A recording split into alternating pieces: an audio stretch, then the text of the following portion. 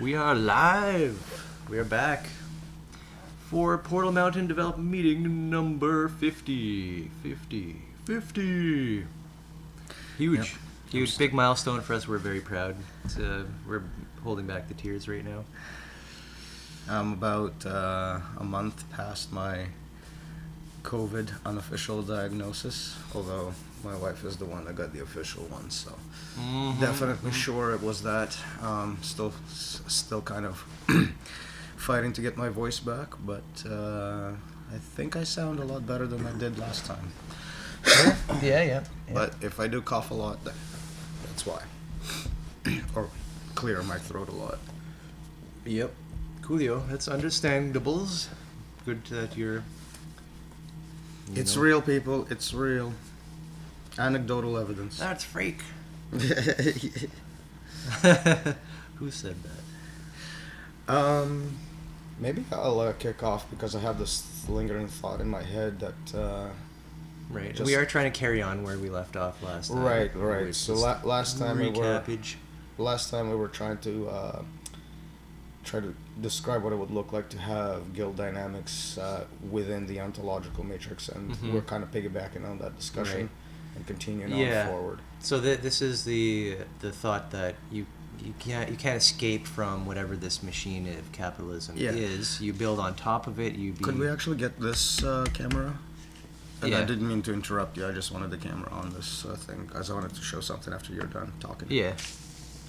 Well, that's it. I guess just the fact that we need to, and also this diagram is kind of cool for what we've been talking about. This whole cell-looking idea, and a guild within that, and this being like normal ego processes and capital state, the external here.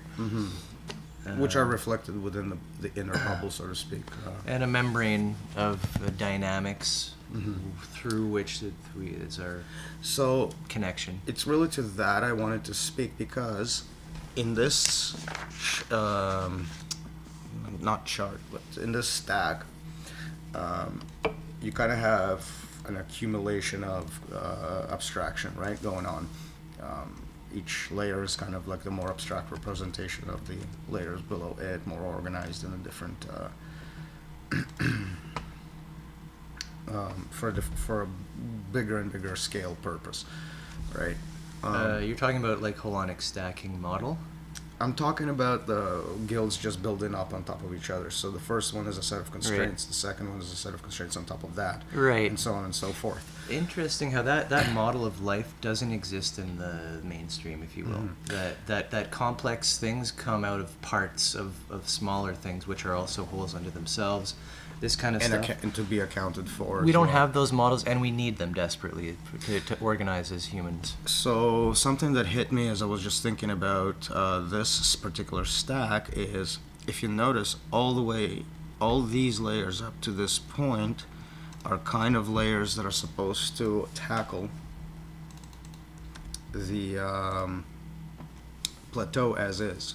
So what hit me today is that the language of education, immunity, environment, technology, data, economics, industry, diplomacy, trade is all confined to the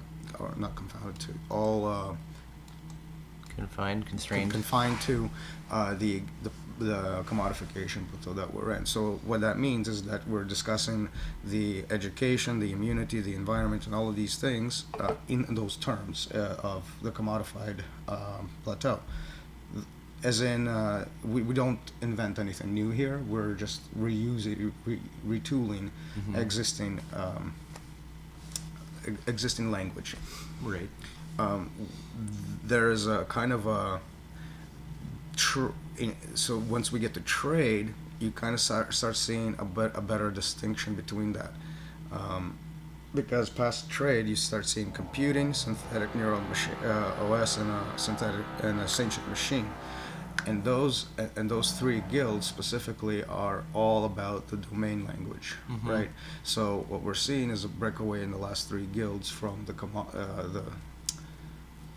from retooling an existing language to jumping off and creating a layer of language on top of that. Right. And so the last three guilds have a kind of like a different aura, if you will, to them, and an existence of what you could call a different layer, a different abstraction It layer. kind of feels like a continuation of trade in the sense that to have these domain language available is to be able to reach out to other Domains, yeah. domains, other people, places, other things. What we feel is like kind of the outside, but becomes the inside when we Yeah.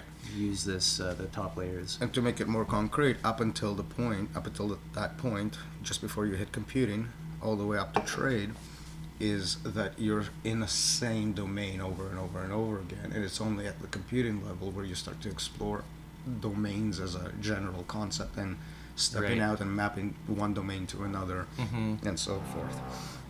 So this is the point of this is that those are the three guilds that really bring home the initial premise of that funhouse of the original organism being a reflection of its environment in a more concrete way, explicit way rather. I didn't quite get. I think I see So- where you're saying, but I didn't connect So that. up until that point, we're dealing in a single domain, the plateau of commodification that we're in, right?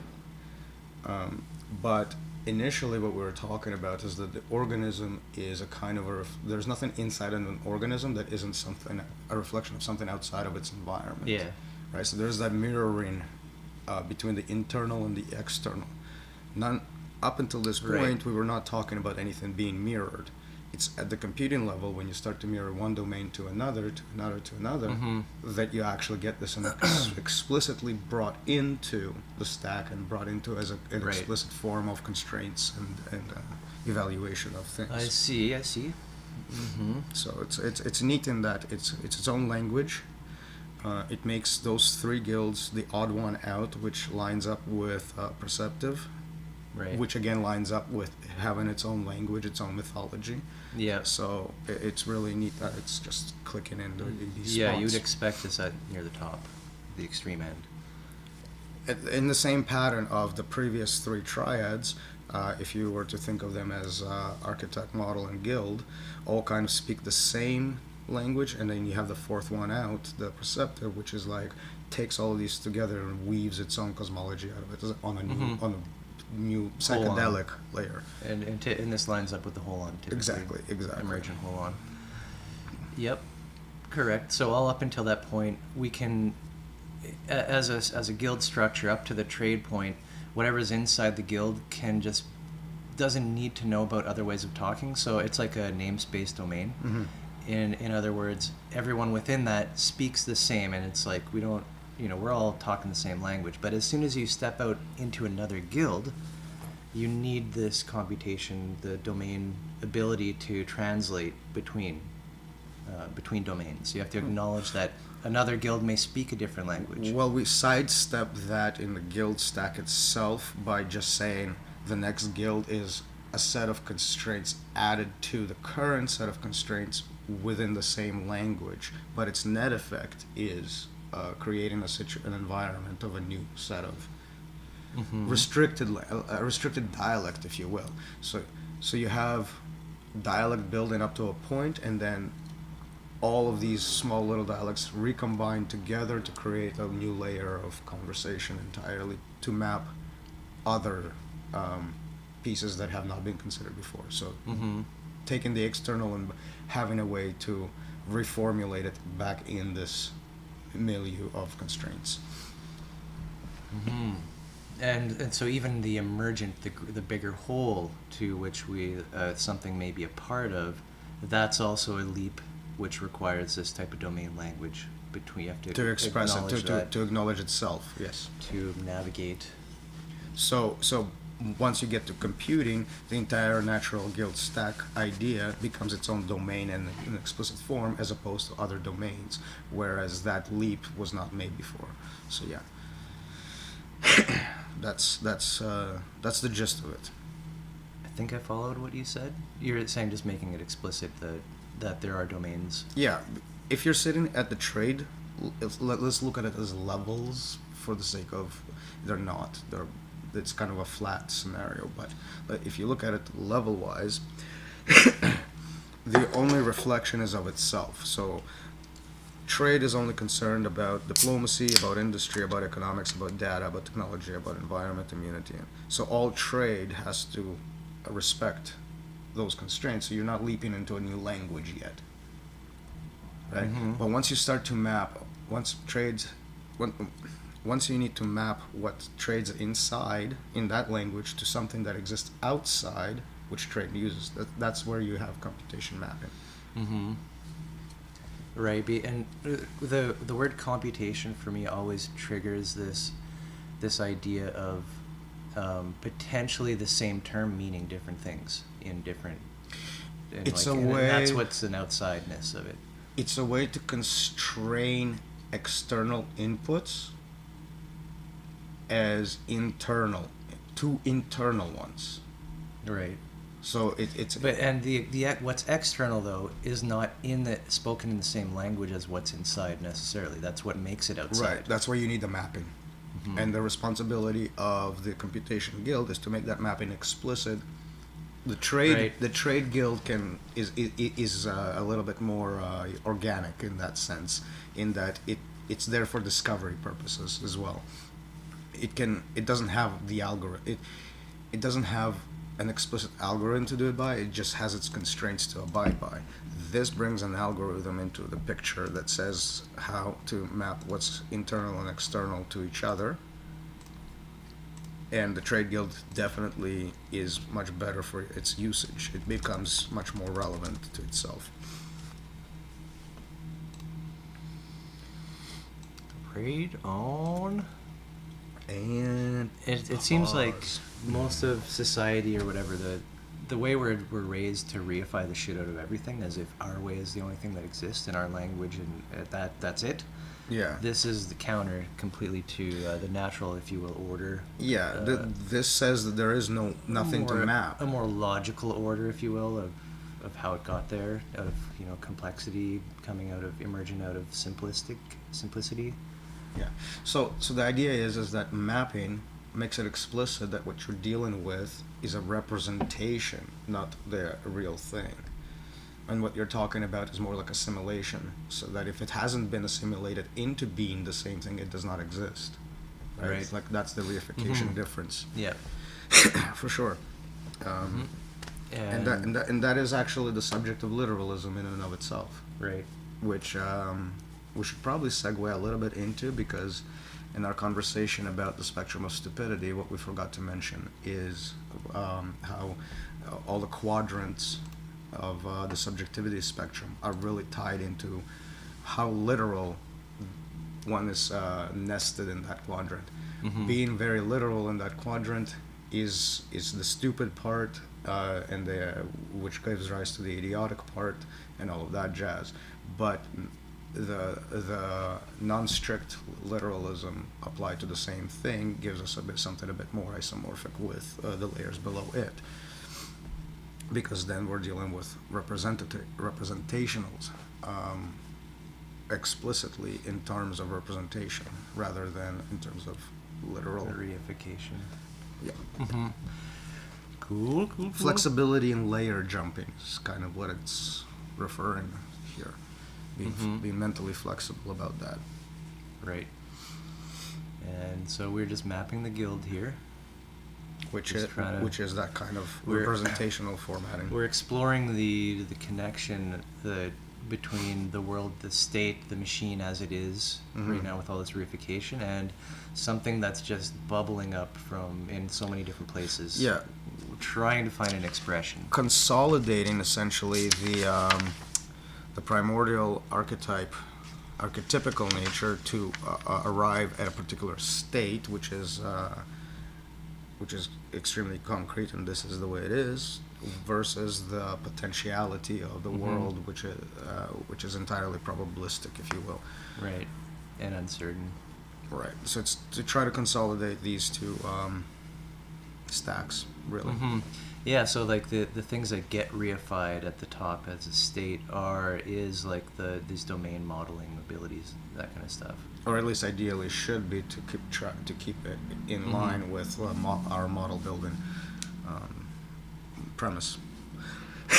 Right. I mean, this isn't all prescriptive or it's meant to be descriptive, right? Mm-hmm. Not a do and thou shall reach the heavens. Sure, but those heavens, they're probably not what you're expecting them to be at all. No. Yep. Did you want to hit a break? Sure. Hello? Guess that's a yes, and we'll be right back. Are you here? Let Barlow Cabin Works.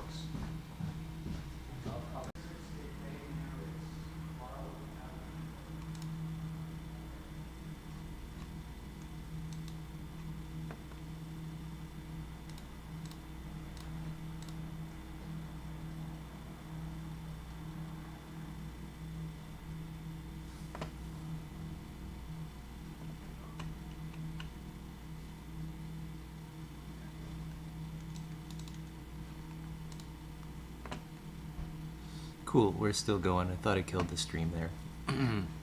But apparently I didn't, and at any rate, we shall be right back.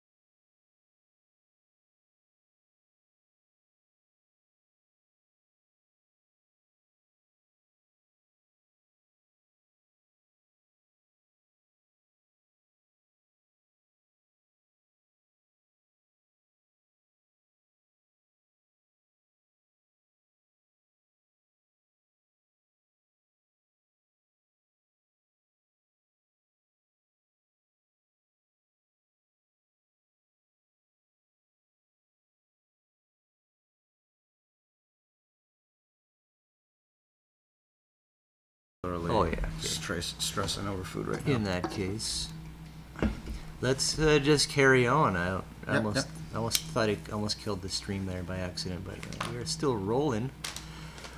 We're rolling up to 18 minutes right now. Yeah. Mm-hmm. Go. Right. So,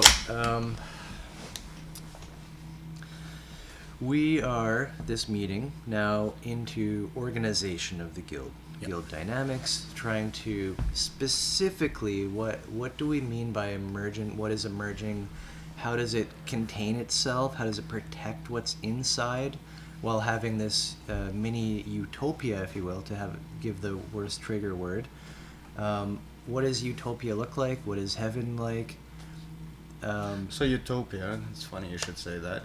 Utopia is, if I'm correct, so I should probably verify this, but from what I read, it's the origin of the word means a place that does not exist.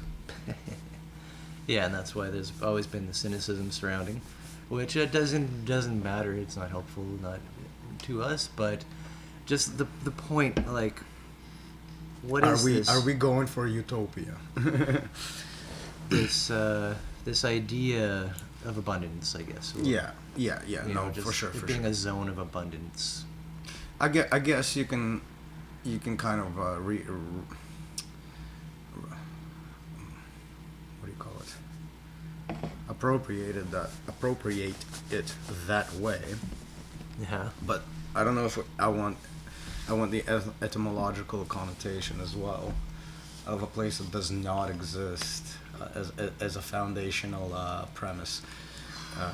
Just for linguistics' sake. No, but that's almost a good thing, because if you take on like the materialism, I can the problem with materialism. I can say it makes sense for a membership sort of layer, because that the linguistic twist behind it can be more poetic.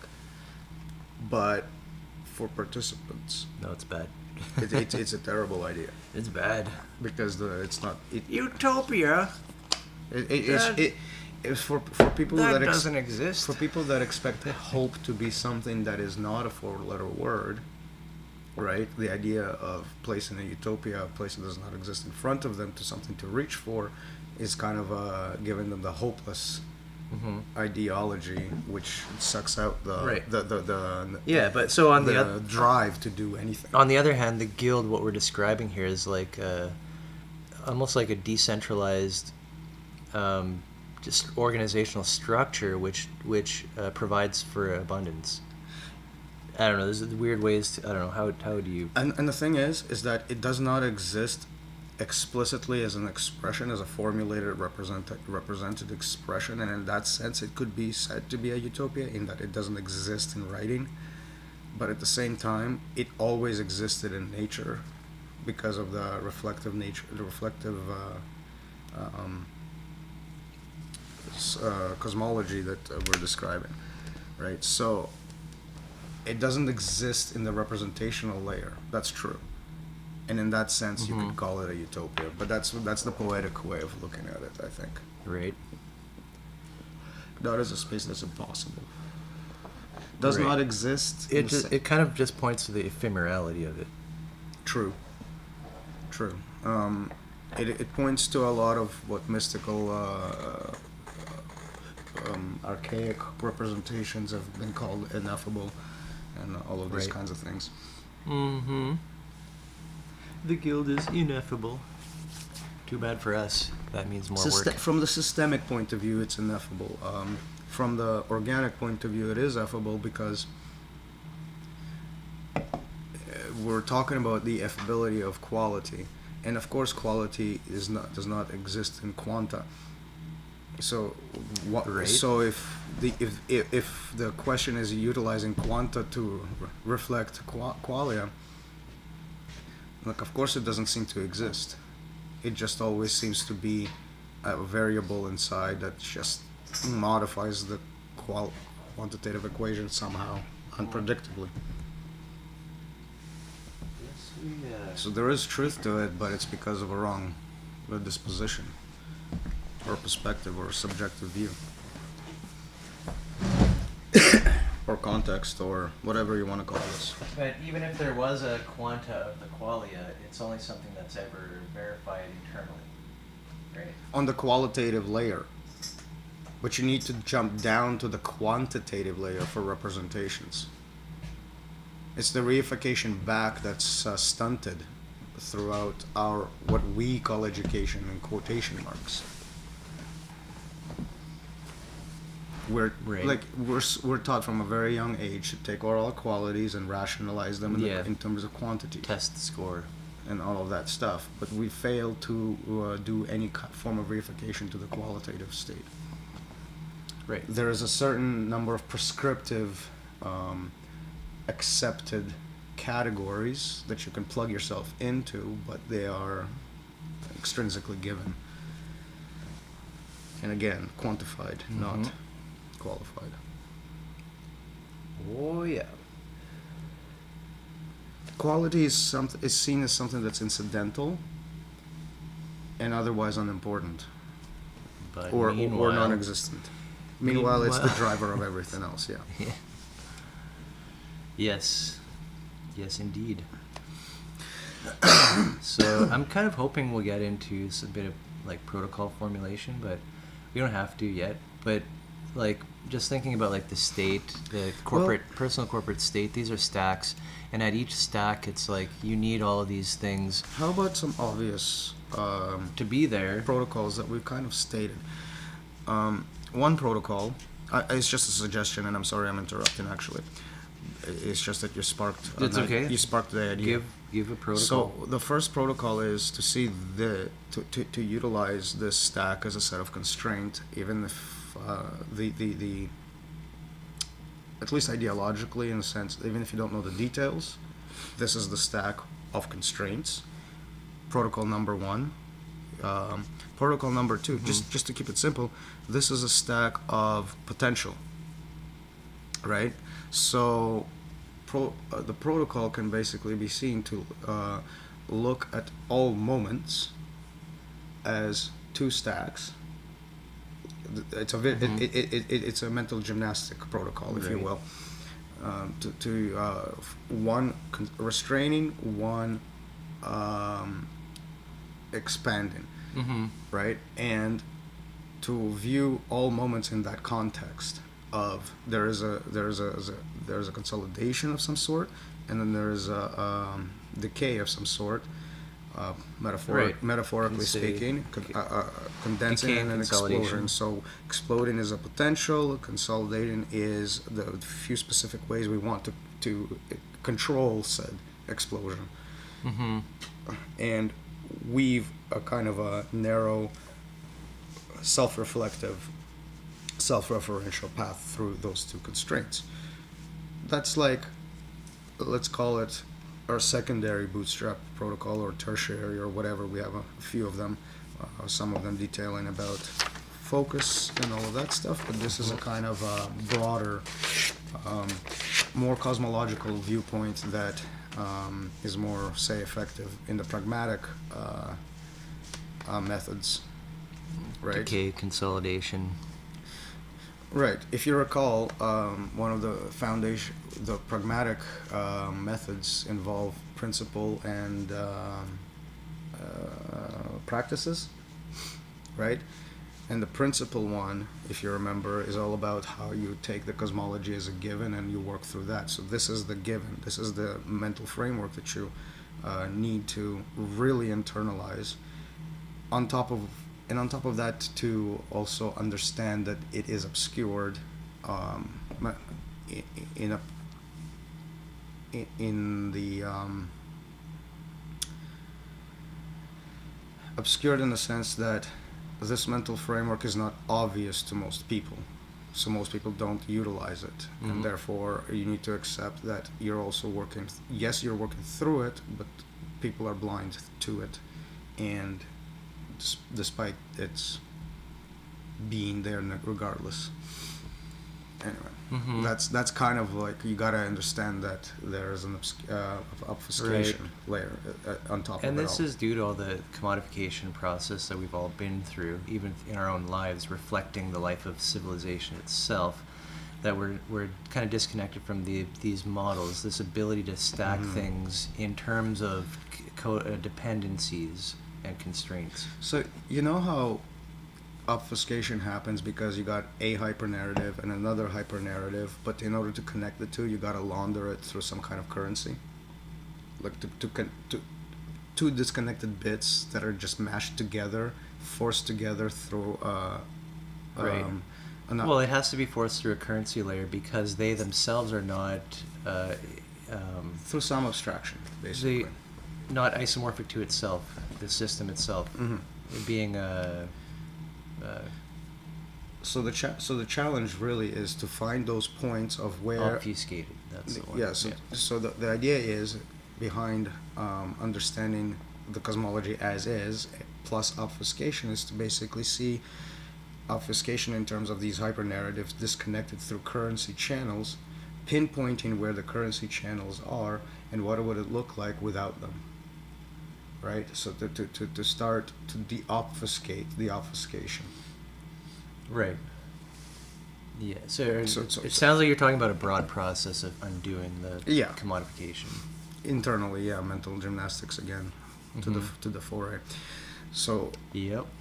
so because you have this mental template of these two stacks, plus the idea of obfuscation of how these two stacks that are disconnected from each other through currency, you take currency out of the picture and start recombining the same meta narratives to see how they flow in stacks. And sometimes you can see the results are not as positive as they would have been in the obfuscated states, or sometimes not as negative. It's all a matter of what you get out of that exercise. Right. And yeah, it does sound a little bit scientifically inspired, but again, to step back, we're talking about reifying quantity back into qualia in a meaningful way.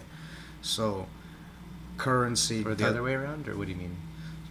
we teach ourselves to come from quality to quantity, Yeah. to quantify everything, but we fail to reify backwards. Right. To Ve- see, did this number of things, was that actually good, that there was more of that, or Yeah, et cetera? oftentimes what you get reified back is what's laundered through currency. By taking out the currency out, what you reify back will be different. Supposedly, right?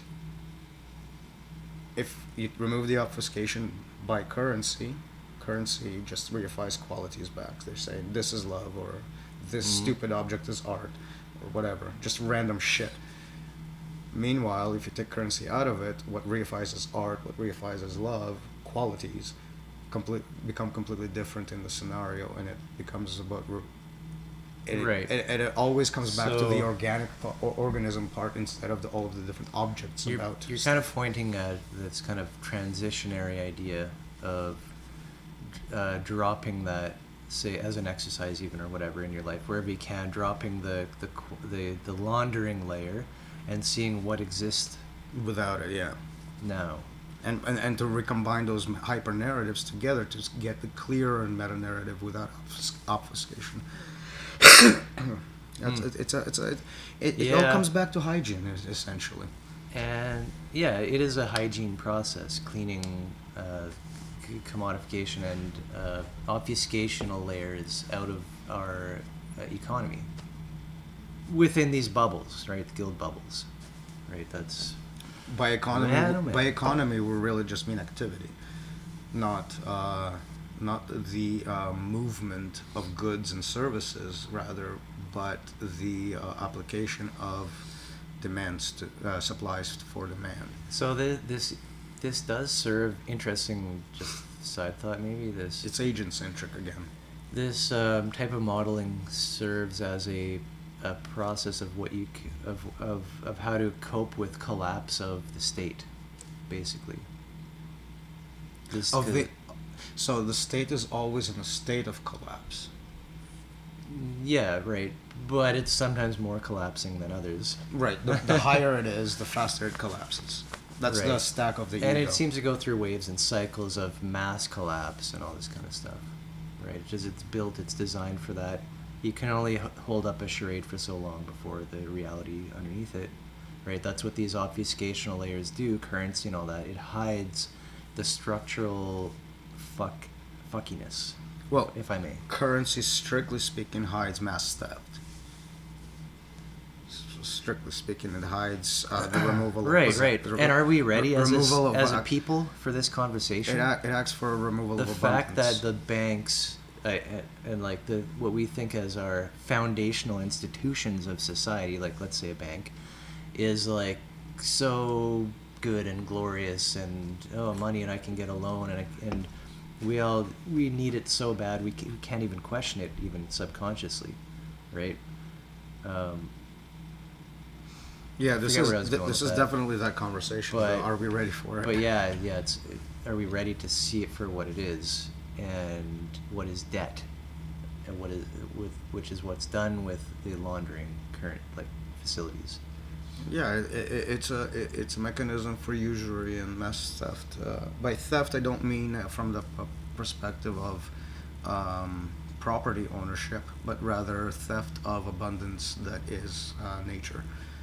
So the removal of nature from all other um, interested parties, which include people, all the way from people to the entire animal kingdom. Right. Now, all of this is kind of like, it always sounds, wishy-washy, and like, are we actually, like, we can talk about it and dance around, and I think it's great to just give those kind of flavor pieces There's or text. Yeah, But a it few comes, things are not that wishy-washy. the rubber has to hit the road, and this is where it's at, with organization of people into to do the guild, to allow the guild to emerge. Yeah. Right. There's a few things that are not wishy-washy, but may seem that way. One of them is that we're trying to say that none of the current schemes for organizing ourselves are working, and the Right. scheme that we say will work doesn't have a lot, is extremely dependent on the ability for the trade guild to facilitate the proper reflection of the outer world. Tall order, very tall order, and does not sound like anything concrete, because the problem to describe that anything concrete is that it's going to be shifting from moment to moment to moment, which makes it sound wishy-washy. But that's not to say that there isn't an actual underlying structure that is strictly meant to deal with changing circumstances, and it's because of those. And it's because it's only meant to deal with changing circumstances. It's Right. going to always leave the details out to the extrinsic, Of course. Yeah. way of doing stuff. And with all, like, reification just screams anti-change. That's the point of it. The mechanisms, the ego mechanisms, the market, and all this. It kind of solidifies everything into a forgotten structure. You get your reward, you get your punishment. Here, you do this, you avoid that. Right? It just becomes a machine. Counter to change, right? So the changing environment, just because, like, to your point, the wishy-washiness may just be pointing at change itself, which we are now encountering with this model. We're acknowledging that we thought things were one way, but the sands shift underneath our feet. And if we try to be less wishy-washy about it, the problem with that idea is that it actually lands right back into the exact spot against which this model is meant to be. Right. Because if you start to be concrete Like, about how if to it can do just be something, a set of instructions, you follow that, and we're good. yeah, but like that brings us right back into a space of you're just following instructions, and we're trying to make a model that is avoiding a mere following of instructions. So that's why you can't get less wishy-washy with it. You're not supposed to follow a direct set of instructions. Even our first protocol here, to see those as the guilds, I mean, even those words, they're not concrete elements, they're connotations, right? So it's going to look different for you, it's going to look different for me, it's going to look different for anybody, it's going to look different in a group setting, it's going to look different from a particular point of view of your own self to another particular point of view of your own self. So like these things are not meant to be prescriptive. Again, they're descriptive, out of which you get your prescriptions for the moment. Right. Kind of like aspects being made on the fly, Which they are. out of your types. Which they are in the APS model, because as soon as you shift subjectivity around, aspects get a clusterfuck of chaotic. Right. And with that, We shall take a short break. You're catching on to the lingo.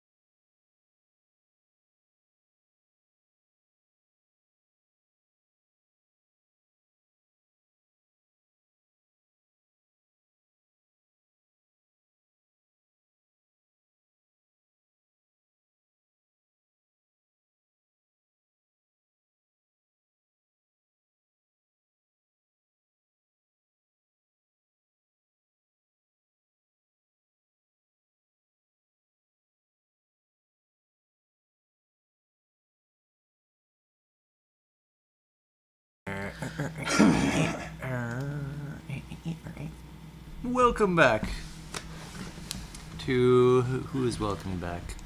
I welcome back nobody. That's okay. Just good to know. It's our usual Sunday thing. I don't even know if Sunday's a great time for it, but it's the church. It's our church time. It's our church, so that's fine. We're the preachers. Hey, actually, shout out to our peeps and Portal Mountain community. There's definitely like the last 3 or 4 sessions. There's been chat like the whole time, which chat is the best. Chat is many thanks. Mm-hmm. Well, to get thoughtful questions is a great way to make sure that what we're saying or trying to say isn't going off a cliff. Yeah, and because you and I have had so many conversations in the past, we have so much context built up, we can assume that things are known between us, but Yeah. it may help. It may help to Now clarify there's a things. great way to break out from the technical discussion of context and all of that, how it builds up in the APS and as a subject, to actually look at it from the experiential point of view of you and I, because of our conversations, we have a language almost of our own. We do have a language of our own. Have this plateau, if you will, that we have commodified on top of it, that we can refer to back and forth for intuitive understanding of something that's been said, right? And that's what the subjective point is, to have these layers and layers and layers of built up what things mean in the cosmos itself, out of which we're building something, then the specific things that we are saying in that context. Yeah. Mm-hmm. And the problem of explaining or connecting, bridging with another, Right. of the viewer, audience, etc. Viewer, audience, but even simple between us, you have a bunch of context that is very personal to you. I also have a bunch of context very personal to me. Somewhere in those layers of context, we have a bridging context on top of that, which is like a mesh of different things from all of those. Right. Which is kind of allows for some mutuality.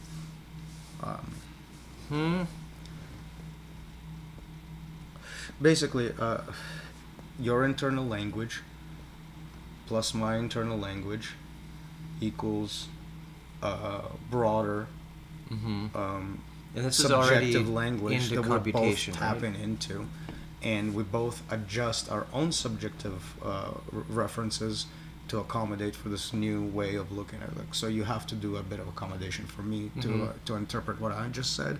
I have to do accommodation for you But to interpret what you just said. this is into computation too, right? When done explicitly, that's the Yeah. role of Competition Guild, is to look at that problem space explicitly and say this is this is that, this is where the transformation between Right. contexts happens. And you speak that even though you have your own problem or context that you're thinking of, that you're drawing up from, you have to think actively what is the other person drawing from into a same shared concept, and that shared concept is what you speak to, not to the, oh, I have this problem. But it's like we both have problems that add up to basically the same model, right? Right, and to give the what do you call it, the counter view, the systemic point of view is that the system is the context. There is no other context. So if there is any misappropriation of that context, it's on the individual not doing the correct thing. It's always blamed on. Right. But Not like, talk about ephemerality though. What is even the system actually?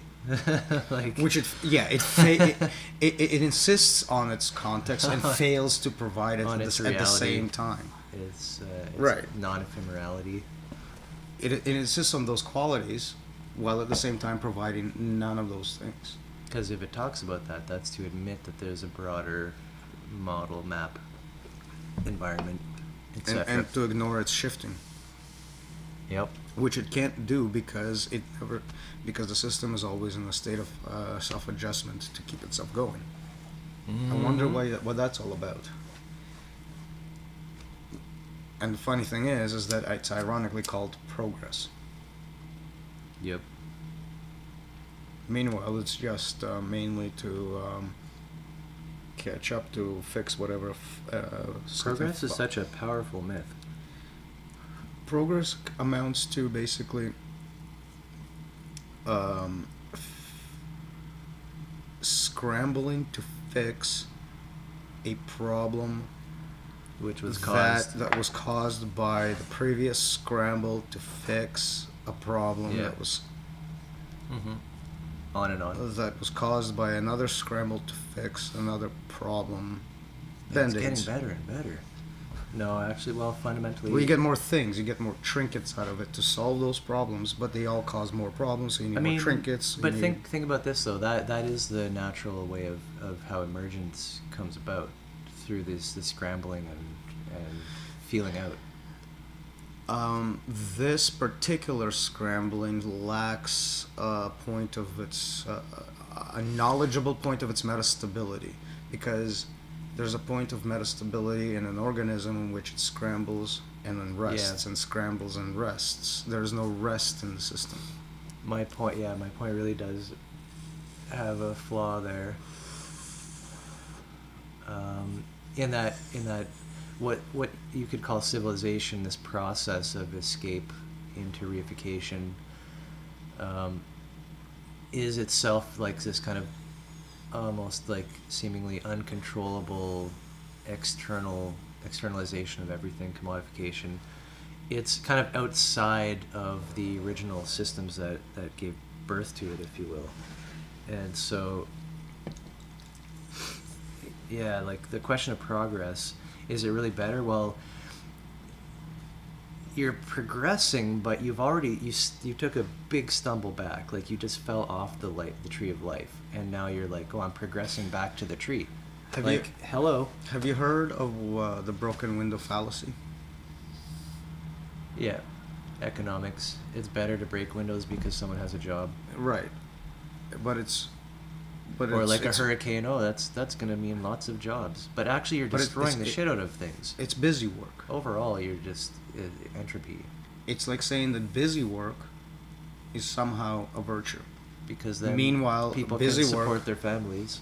Meanwhile, busy work is brought upon. Busy work in general is brought upon the system requiring so much maintenance that you just have to do all of these extra things to keep it going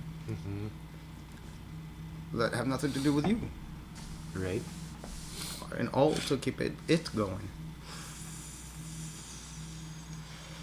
Yes, exactly. So progress is a broken window fallacy. I do like that we keep coming back to this kind of like big picture expression.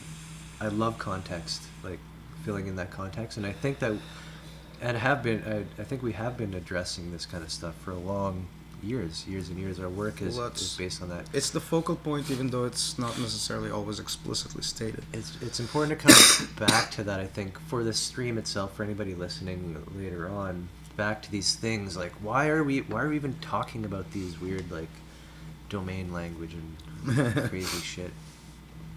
Yeah, it's been a long road to even get to being able to talk about these things. Right. So yeah, you're really concerned with protocols, and I think we're starting to get to the meat and potatoes of the establishment of the guild, specifically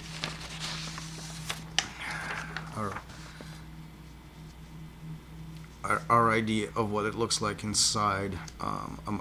This is another way of looking at the big box is the ontological matrix. This picture is exclusive to guild existing in it and what it looks like inside of that ontological matrix. And what it presents differently than the rest of the ontological matrix is this unified three-tiered structure inside all of its connective bubbles. And this is what we like to refer to as the DNA, because it's kind of like it's a nice metaphor for how different cells in the body are unified by their common origin, and there's a lot of reflective function within each component of the others. Right. And the fact that there is a structure explicit, this DNA. So, if we were to look at the ontological matrix as like a mechanism, a machine, what we're reintroducing again is the organism into that environment, right? Sound good. Something that the system is essentially sterilizing against. And so part of the problem is that since the system is sterilizing against this, this needs to not look like anything to the system to begin with, and only the abstract DNA is the most concrete thing Right. for it to even target. Right. Which can become a religious war, but, things, reasons. Right. Yeah, that's an interesting point. We don't have much more to grab onto aside from that, and you would think that makes sense as like an emergent system with emergence. Right. And the sterilization point is because this structure is unlike the system, which is not holonic, and therefore it cannot recognize it as part of itself, and therefore thinks it's foreign and needs some kind of cleaning out of itself so that it can make sense of it. The reason to bring it into that structure anyway is because it's the same structure that underlies it to begin with, and this layer itself, without this pressure, just becomes a garbage producer or a shit spinner. Breakaway civilization metaphor. Right. So in human organization of people, we want to have a map that's accurate to what's going on around us as best as possible.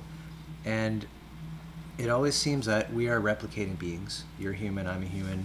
There's many humans out there, right? That's what we're seeing at every layer. And I have skin cells, there's many skin cells, and it's coming together to do an organ, a skin, right? And people come together to do a live stream. That's building up bigger. So we need a language to describe that. Is it? I don't think it's obvious, but we are the same as each other in many ways, right? Typing something is a way to compensate for the fact that there's replication. You are not me, so at some point, to have a type. So at some point, typing fails to As account in for an everything. object type. Right, but for different context, extrapolating a type gives an ability to come up with something concrete. Mythology is a way to bring types into individuals who are in different states of Right. So today I am this archetypical spirit, and you're that archetypical spirit. Tomorrow we're, let's say, switched. A simple example doesn't pertain Right. to. It's just to illustrate the You're point. talking about it's through more like complex than that. metaphor, allegory, this kind of stuff. Things that can't be put down on paper because it's the emergent thing. The Right. representation isn't exactly the thing itself. So you have a mythology, which is a narrative full of metaphor, right? And as you progress through time, this metaphor applies, that metaphor applies, and so you're either participating in this part of the mythology, then you're participating in the same scene, but it is a Right. different character of the mythology. Yeah, like even in the On same and on day, and on. you take on your profession during work, and then you come home and then you take on other things like chef. Like But now I am exactly. providing for the body and for the family, right? And so mythology in this way is a way to both bring types into the picture to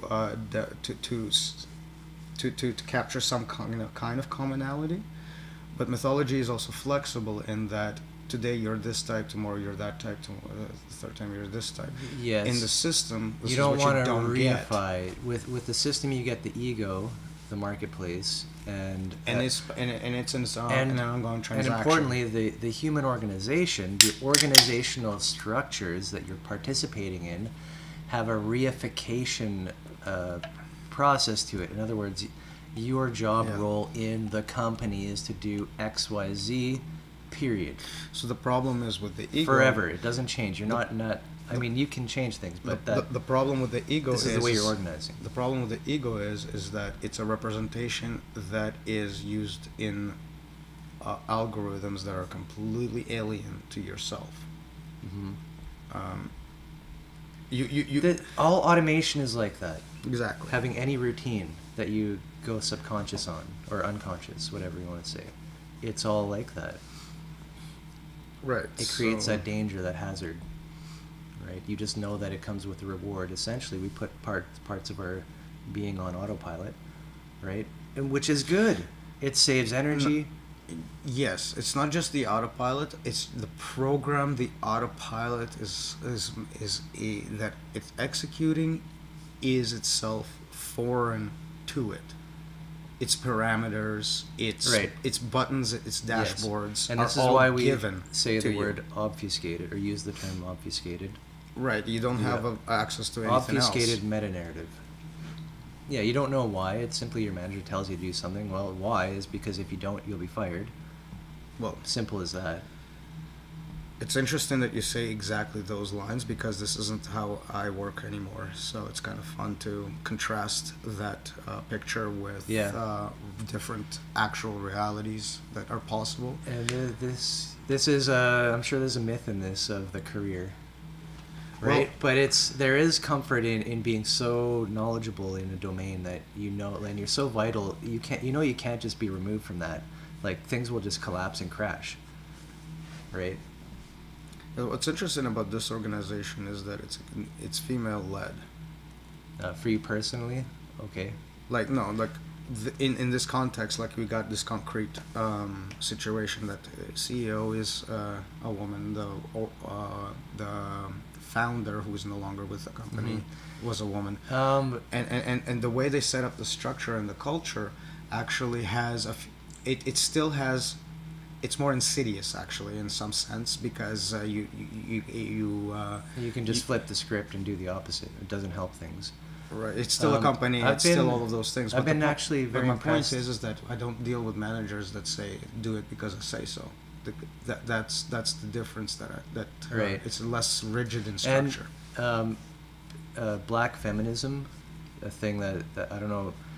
That came up in Fisher's book, I need Post-Capitalist Desire. I need a break for this one because if you're going to mention something like black and feminism in one go, black feminism, yeah. I was need my impressed wits. because I think like the core of that is, in just 1 second, but seemed to be this facilitating emergence. Like it was all. It seemed like. It can go very wrong, but this black feminist leadership is supposed to be reaching back down from the top to bring the context up. And to me, that was the purest, like, kind of best case scenario. I took it to mean feminism something and else. all this goes in. I took so it to many, mean something else, and to that, yeah. There is legit stuff there. Okay, I'm glad you said that because I thought it was going to be about the shit show that happens due to certain word choices like black and feminism at the same time. I don't know. I'm innocent. I know we had our conversation with Dustin last week. I'll be back. Yeah, that needs reification too, a little bit. We'll take a short break and be back with that. Cheers. Yeah.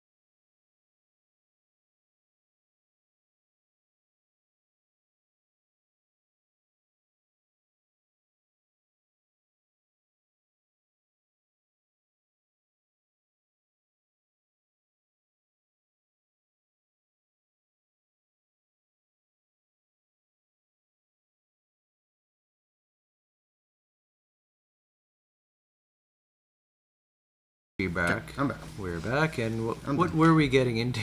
we weren't gonna get distracted, but I just mentioned before this. What I You said read, black feminism, what I and I read took it the wrong way. in Mark Fisher's book, the Post-Capitalist So- Desire, did bring up black feminism, and it was really about the emergent layer in its language, reaching down and listening to the body.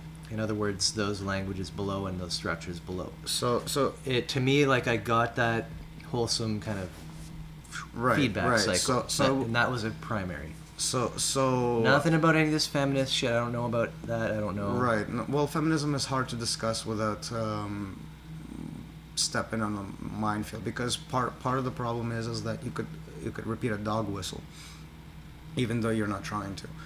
Like, there's complications That's- with can be nobody's other fault. people. People exploit a lot of things. That's right? that's the problem of reification on the other end. Yeah. Oh, you said this. Oh, that must mean. Oh, you use this term. Oh, now you're on that side. Or So, whatever. so you basically got a sense of the term to refer to a more naturalistic reification of Specifically, the term black feminism, which I'd never heard, and it did point towards feedback of the body, feeding the body back into the mind. That's the individual, but on a, Having a proper on a reification social of it, yeah. level, sensing it back up into the government, or not government, but the way we do things, the structure that we all have in our mind, that these are my neighbors, this is my community, this is what we do, this is how we do it, all those protocols. Needs to be feedback. Listen to the body of what's happening. Don't just be there imposing don't just mansplain and man dominate and spread all over. Right? This is a yin yang too. What's interesting about this, specifically being a term term chaos, if you will. Personally, I'm finding that interesting being termed black feminism, because if it is true that That's the that general apprehension the origin term. of this is coming from That I'm black, not off. black And women, I may not know. I may not like. then other people may have I can different at least opinions or. once make a positive comment about something relating to culture. Up until now, I've been very vocal that you can't. Black culture is something that is a dog whistle, essentially, for railing against it. Because the reason So I'm this saying is something this, new for you a little bit. so the reason I'm saying this is because I can kind of intuit that it has something to do with the fact that black culture behind black culture, so to speak, not the mirror image that we have in North America, but something more fundamental that they carried through with them from their ancestors, is a deeper appreciation for the natural connection itself. Something that, say, in the vast majority of quote-unquote white culture is now been completely relegated to the system.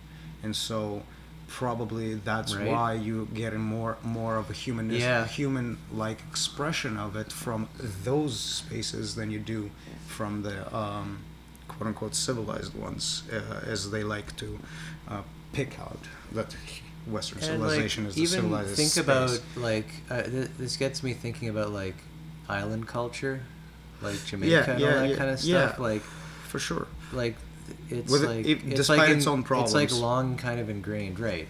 But it seems like that's a long time coming.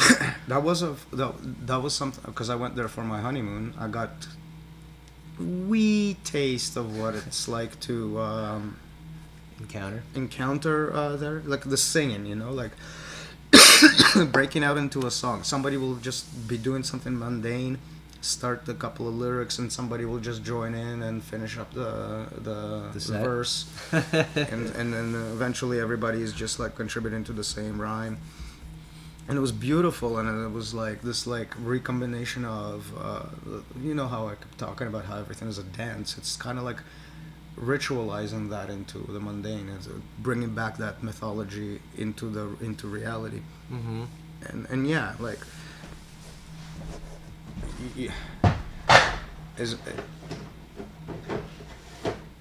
as awkward as it is to hear it come from the mouth of a European made individual such as myself, because I'm white as fuck, right? I don't deny the context here.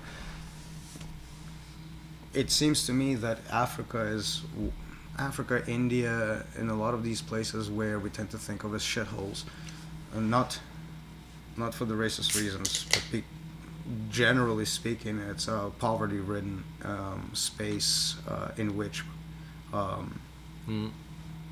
in which things are much in which violence is far more overt due to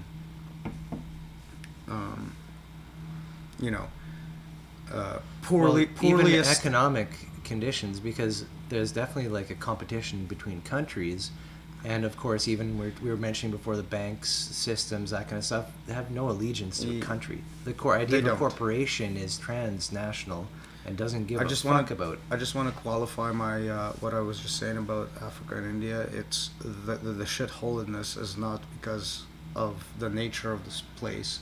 It has to do with it's an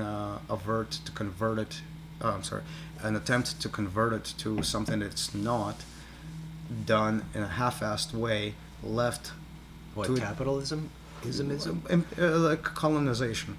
Right. Left to its own devices as a broken system, and then let the population pick up the broken pieces after the fact, where nothing is already working.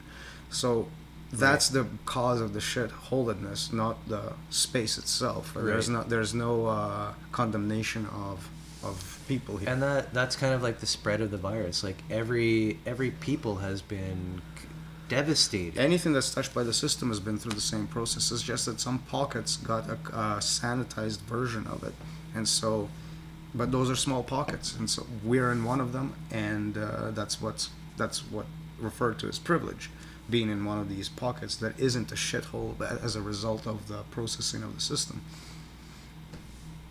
So only the system is being blamed for any shitholiness. Just so we're clear, there's no. Right. In India is in the position that it's in due to the British Empire. Africa is in the position that it's in due to it could be colonized the fuck out of it by every single nation that did colonization. To accept the Hellenic model, I would also extend this to that each of us, you the listener, you and me, we all are. It's not our fault as to how the condition we're in. Shit. Right. Like I wasn't. There was no choice in where I was born. There was no choice in what my parents did. There was no choice, and much like people in the. I thought you were cracking. No. Okay. It's a new one. Oh yeah. Yeah. Just wanted to show that extension and the usefulness of this Hellenic model. Just using, it's almost like layers become metaphors to other layers, but you understand that you're talking cross layer. So right? I find it kind of funny that the only time we took the conversation about black culture not as a dog whistle is to in praise of it. Because the one example that we have... I'm just thankful that I even encountered that. And again, it's through this Post-Capitalist Desire sweet book. The one example that we have... It's like such a summary of contemporary rebellion, kind of. But you know what? Look, it's also like one of the few examples that we have that feels... We can't prove it, obviously, right now, because we didn't do the due diligence investigation, but it's a genuine, so to speak, representation of something. And lo and behold, it's in the positive light. Everything else that's been regurgitated 50,000 times over the tired talking points is garbage, and makes it impossible for us to even mention the topic for fear of being a dog whistling asshole. Right. Because, I mean, we're still really, really, really white and don't deal with any of these issues. No, I think... It hits a bit of a personal note for me, in case you can't tell, because now that my kids are in school, they have a variety of different friends, and now that they are encountering garbage with regards to race, and now I have to deal with it more like Right. It's not just something out there. It's like you got to deal with it head on, and it's never, to qualify it.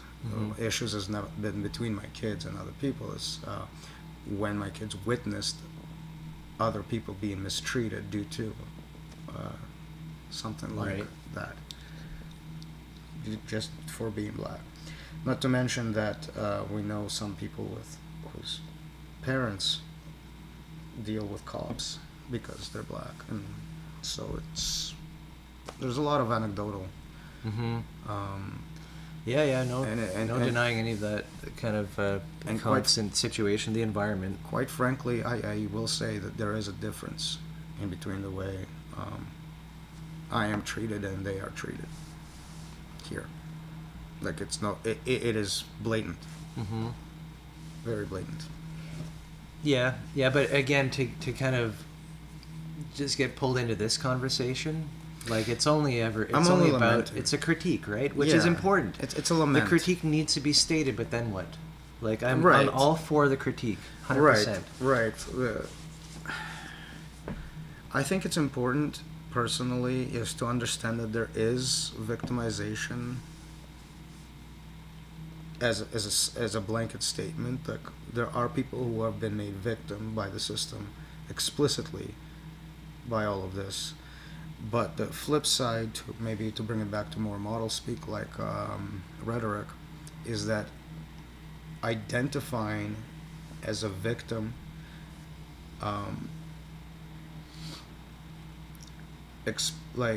rigidly, right? Reifying that relationship. Refine that relationship That's an angle. through like a life identity. So I'm always a victim of something.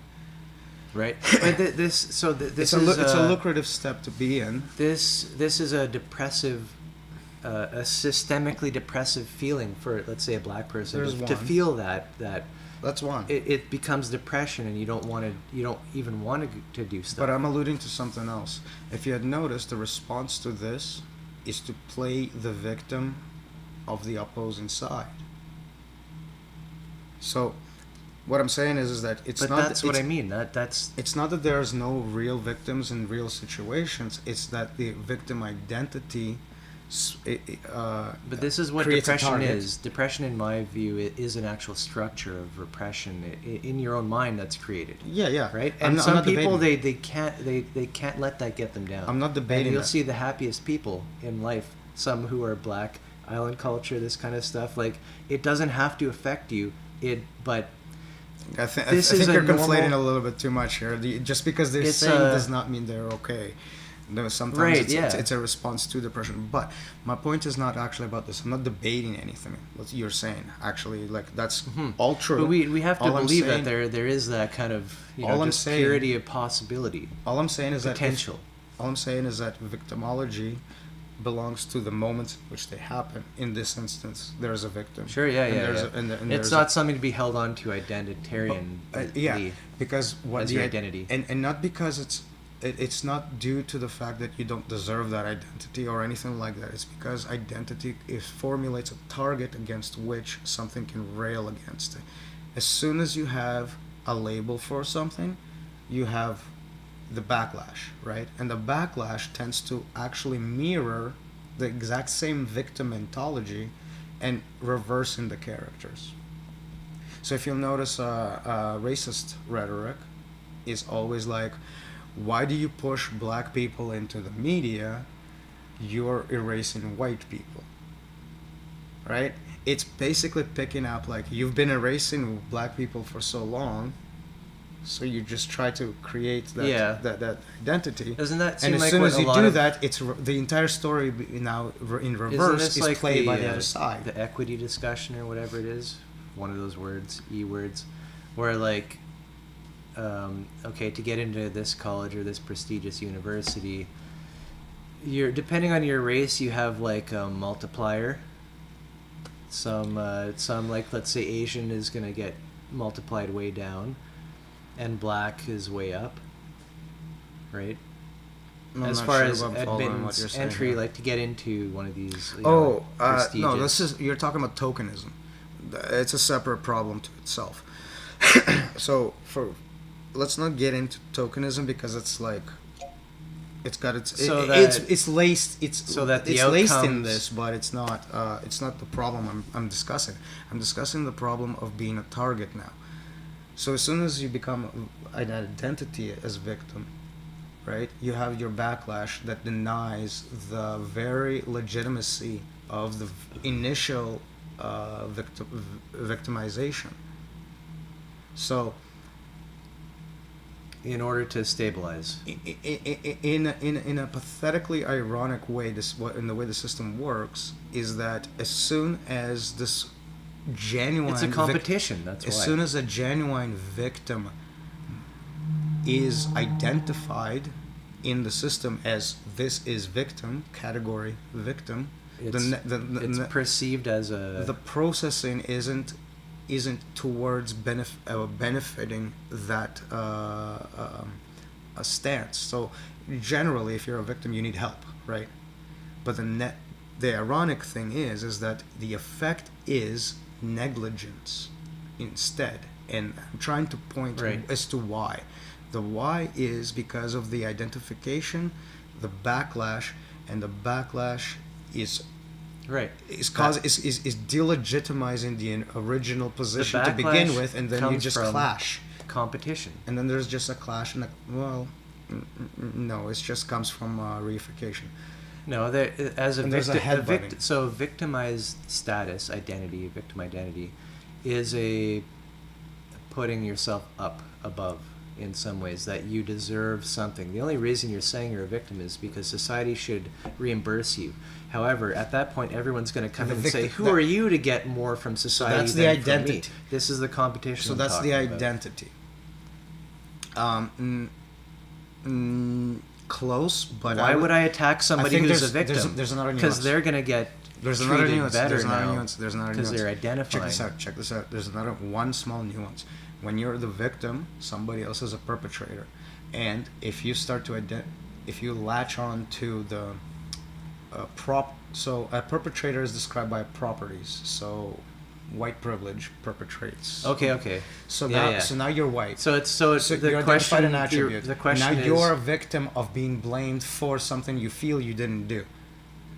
That causes the backlash. Yeah, so yeah, it's just yeah, a yeah. secondary effect, and the backlash that's doesn't more have to that's do more anything. powerful than just pure competition. And That's it's, you it's feel much, way more, targeted by the parameters of victimization, and way more people will feel targeted like that indirectly.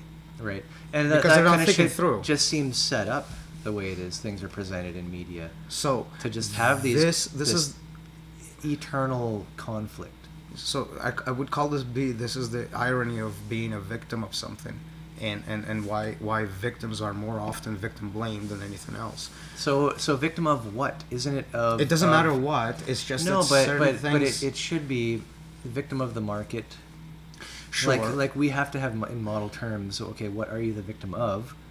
In other words, to abstract it away from specific people, because we never kill the rich and eat the rich and all this bullshit. Well, the market is that landfill space of sound bites, and all of this victim blaming sound bites. That's where they exist, and so as soon as your ego matches up with some attributes of being the perpetrator, you're the victim of being blamed for being a perpetrator. Right. You get angry and it's a victim cycle. righteously. So there's actually multiple victims, All starting blaming each with other. the way that victimization was formulated in the first place, as in there was this perpetrator, right?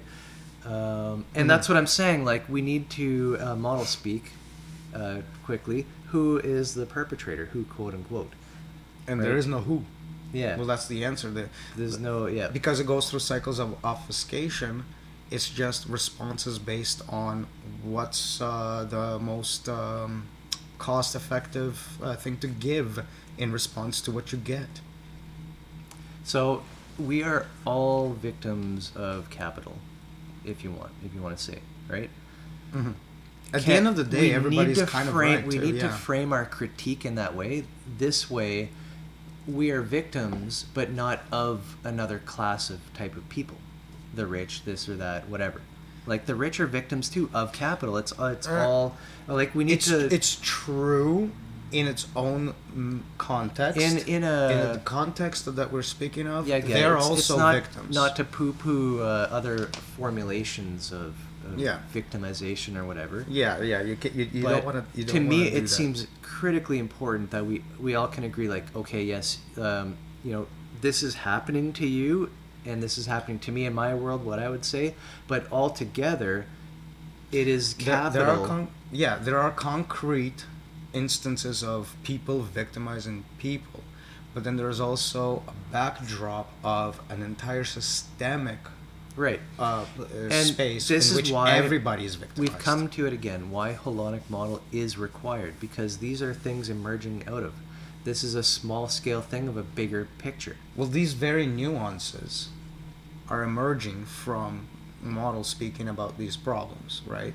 So we now have characters and settings and things that move in bits and pieces that we can string together to say, okay, real instances of victimization get delegitimized by their abstract representation in conversational space because they get recuperated. Yes. Right?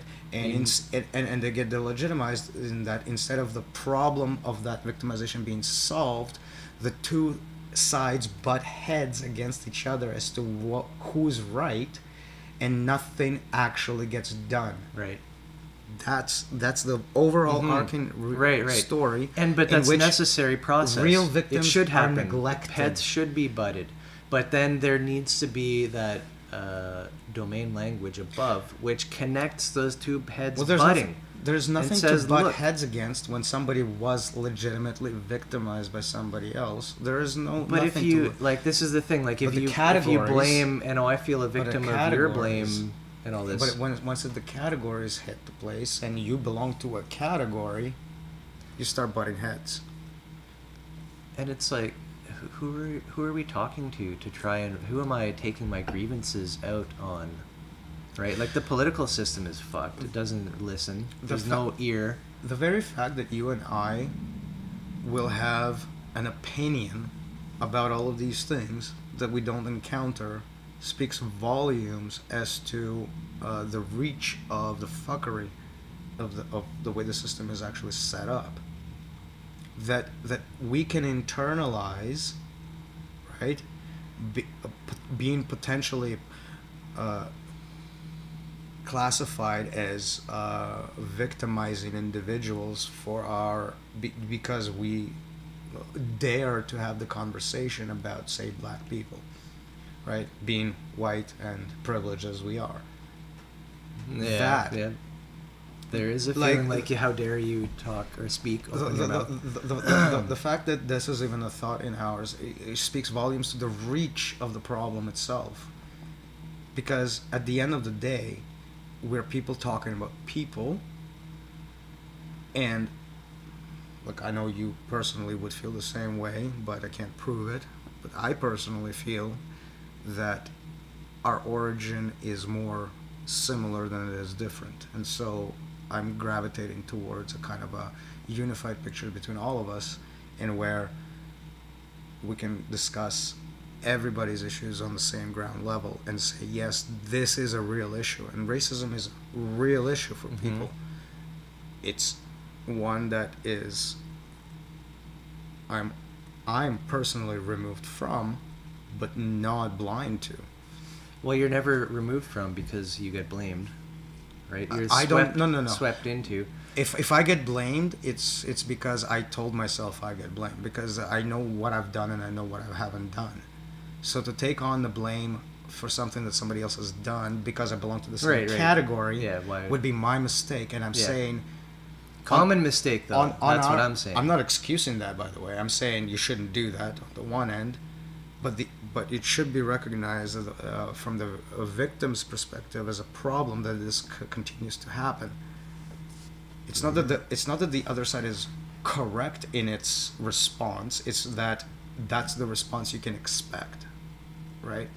And so turning an instance of being victimized into an identity is a recipe for neglect, not help.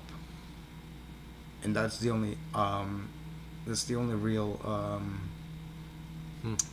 takeaway Right. I can think of Yeah, that is just- worthwhile having. Seems like another case of So if you don't want to, if you don't want to, reification, calcification, just going off, screwing shit up. so neglect, neglect is essentially is like you've identified as a victim and then you're victimized again. So you identify as a victim and you're victimized again and again and again. And so not only is it a recipe for neglect, it's also a recipe for perpetual neglect. And not because of the fault of the victim, but because of the way the system is, the response of the system is set up to deal with victims. It doesn't reify back.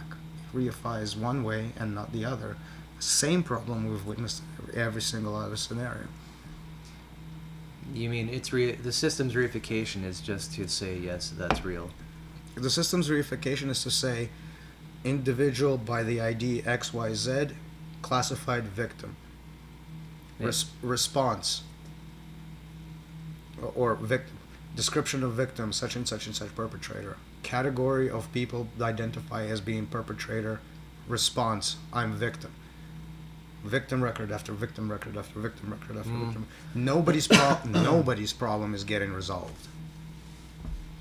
Just the fight happens. Right.